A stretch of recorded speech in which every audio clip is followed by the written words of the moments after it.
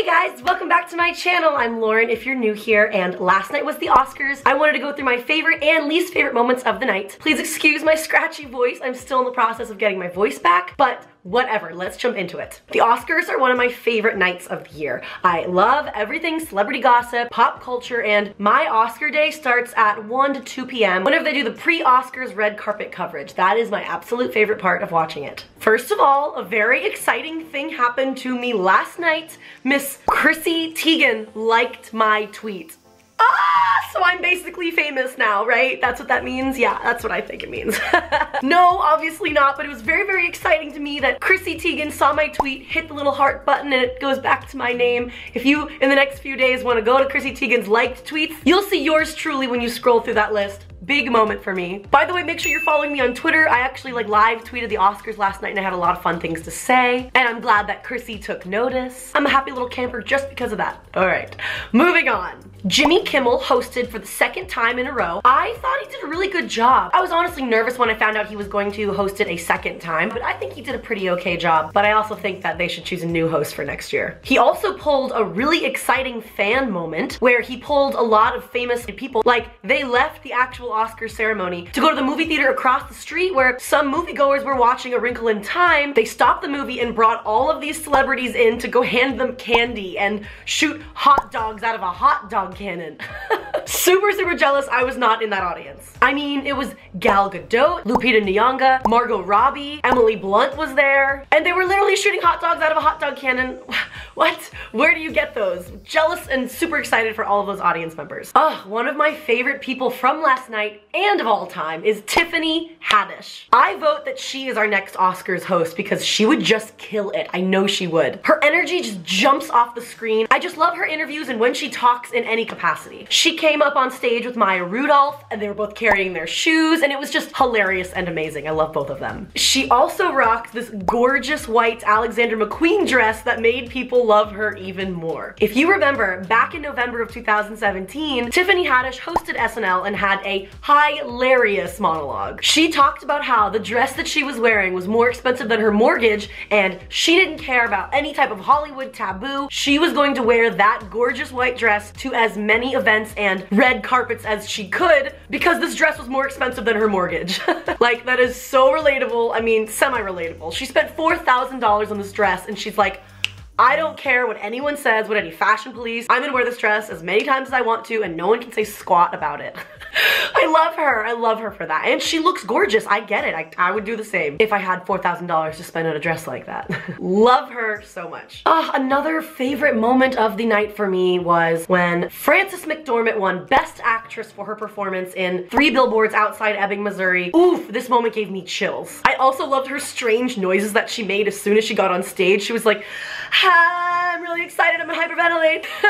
It was so relatable. I would be the exact same way. Congratulations. But it was what she said in her speech that gave me and everyone else out there all the chills and all the feels. In her speech, she talked about an inclusion writer. When I heard it, I thought she said inclusion writer, like a writer. But what she actually said was the word inclusion writer. I had no idea what it meant, so I had to go and look it up, and apparently so did a lot of other people because Merriam-Webster tweeted out that inclusion was in their top searched phrases for the night, as well as the word writer. An inclusion writer is a way to make Hollywood more equal. All actors sign contracts when they are cast in films, and they have the ability to negotiate for additional provisions. An inclusion writer is a condition or a requirement that the cast and crew hired in a film ensure gender equality, racial equality, as well as minorities, LGBTQ, and people with disabilities. I think it's absolutely amazing that Frances brought this provision to light because I honestly had no idea that this existed. I guess now that I think about it, actually, that reminds me of Robin Williams. Comment down below if you've heard this before. For every single film or event that Robin Williams did,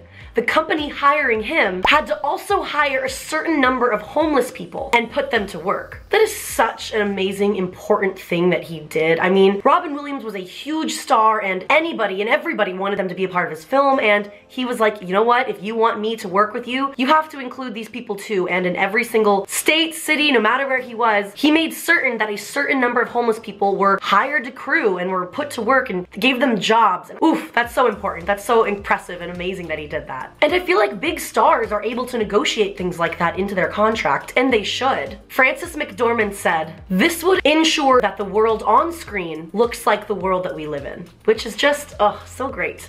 All the feels. So cool that she brought that to light, and I'm really excited to see what happens from here. Next moment was watching Jordan Peele win Best Original Screenplay for his film Get Out.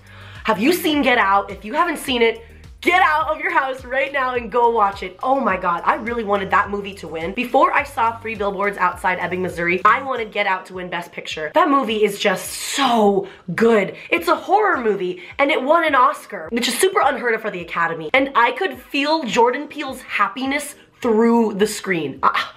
I mean, he's a viral sketch comedy writer and a brilliant comedian, and he wrote a horror movie that won an Oscar. That's crazy. That's so crazy. That's trailblazing at its finest. So proud and so impressed with him. In his speech, I really loved that he said, "I stopped writing this movie about 20 times. Seeing that moment when he left the stage and was walking off and he was just like biting his fist out of excitement and disbelief. Oh, I love it. So exciting. I love it. Altogether, I love him and I'm so excited for him. This is gonna open so many doors for him and validate him in ways that I can't even imagine right now. Next favorite moment was the jet ski.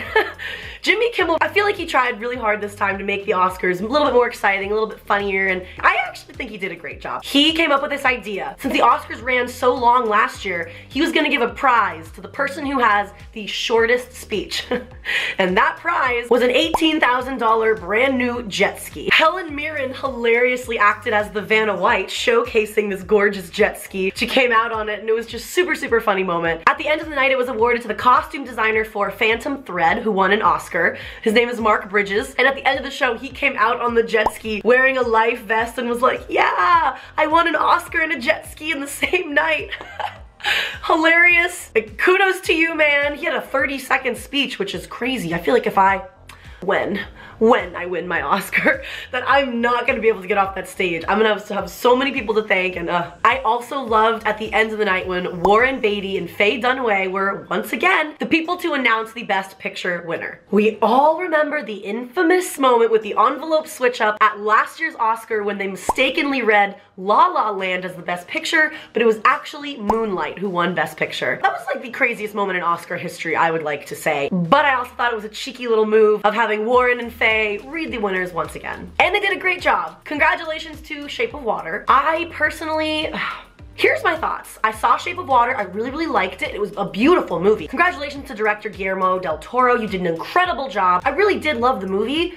I don't know if it was Best Picture material, but again, that's not my choice to make. It is the Academy's choice. I feel like 3 Billboards Outside Ebbing, Missouri should have won, or Get Out.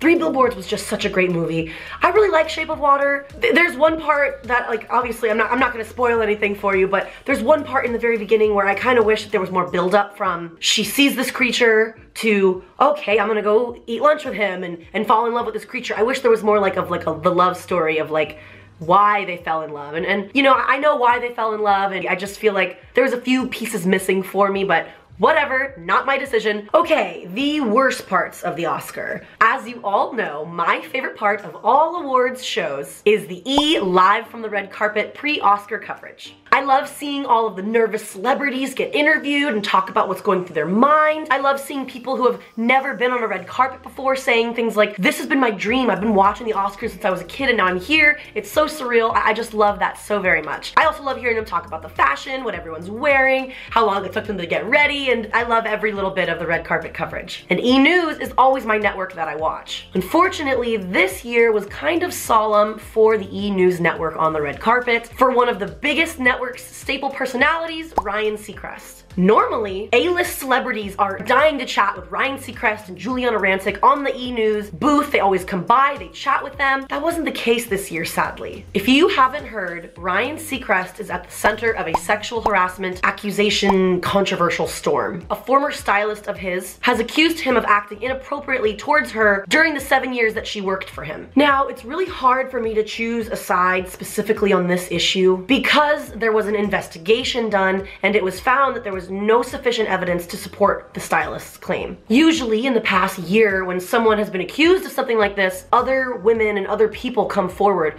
being like, that happened to me too. I can agree with that situation. He acted this way and this way to me. In this case, it is only this one stylist who is saying this. It has also been said that she only came forward to the public after she tried to get Ryan Seacrest and his team to pay her $15 million to keep quiet. Now, there's a lot of uncertain things happening in this situation. A lot of it is speculation. There's no sufficient evidence, like I said, to support either claim, and now it's basically just a he said, she said thing. It's crazy to me because Ryan Seacrest has been in the entertainment world, which is mostly women reporters, for the past 30 years. It's really hard for me to say. I never want to discredit someone's story if they feel the need to come forward like this, so that's just all I'm gonna say about my personal opinion on that. Regardless, it has been the talk of the town in the pop culture chatter world. So much so that it affected Ryan Seacrest's pre-Oscar red carpet coverage. The usual celebrities that are dying to chat with Ryan Seacrest and normally always seek him out walked right past his booth last night. Every news outlet today is reporting about how the E! News booth was lacking the star power that it normally gets. Notably, not one woman from the Best Actress category stopped by Ryan's booth. Not one of those actresses' publicists scheduled an interview with him, which is very, very unusual. But he did snag some big interviews like Mary J. Blige, Miguel, Allison Janney, and Taraji P. Henson. By the way, did you see how Twitter blew up yesterday after Taraji and Ryan's interview together? Ryan Seacrest was talking to Taraji about Mary J. Blige, said something along the lines of, I think the universe has a way of taking care of good people, you know what I mean? And kind of grazes his chin and gives him a smile, which the entire Twitter world thought that was throwing shade towards Ryan, towards what was going on in the situation. You know what? The universe has a way of taking care of the good people.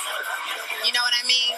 I personally don't think that that was the case at all. Taraji even made a statement later on to People saying that her comments were misconstrued. She said that she did that to him to keep his chin up. She said, it's an awkward position to be in. He's been cleared, but anyone can say anything. It's a crazy, controversial situation, that is for sure. And I'm not sure how to feel about it, but it definitely impacted E's live from the red carpet. In my opinion, they should have put Juliana on the red carpet, just to avoid all of that. I don't know. It's hard for me to know who to believe because there was an investigation done and nothing happened with it, and Ryan was so public about the investigation and he cooperated and they interviewed all these people and no one had anything to say. I feel like this isn't the last we've heard of this Ryan Seacrest situation. I feel like more stuff's gonna come out within the next few weeks because I don't think E! Network was prepared for what was going to happen, although it was stated that E! News producers prepared a 30-second delay for Ryan Seacrest's interview segment on the carpet to make sure that no celebrities said anything that they didn't want them to say and kind of basically call out Ryan Seacrest. But I don't know, it's hard to say. I love the Oscars. I had so much fun watching it last night. I always have so much fun talking about it. I'm excited to see what everyone thinks about the fashion on E! News. Who is my favorite? Off the top of my head, Jennifer Lawrence looked amazing. So did Jennifer Garner in that blue. Oh my god, Jennifer Garner might have won. That was, oh, she looked so gorgeous. Rita Moreno looked amazing. Fun fact, that outfit that she's wearing was the exact same outfit she wore 23 years ago, I think it was, I think it was her first Oscar experience. She wore the exact same outfit, which is impressive, by the way. I mean, that's a long time, and she fit and still looks gorgeous.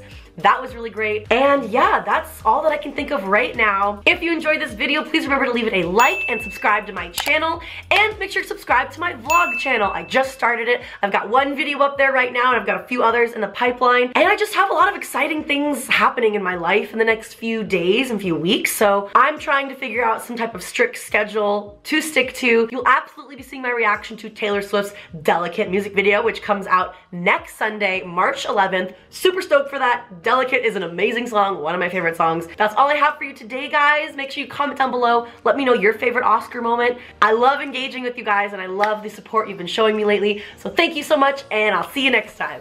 Bye.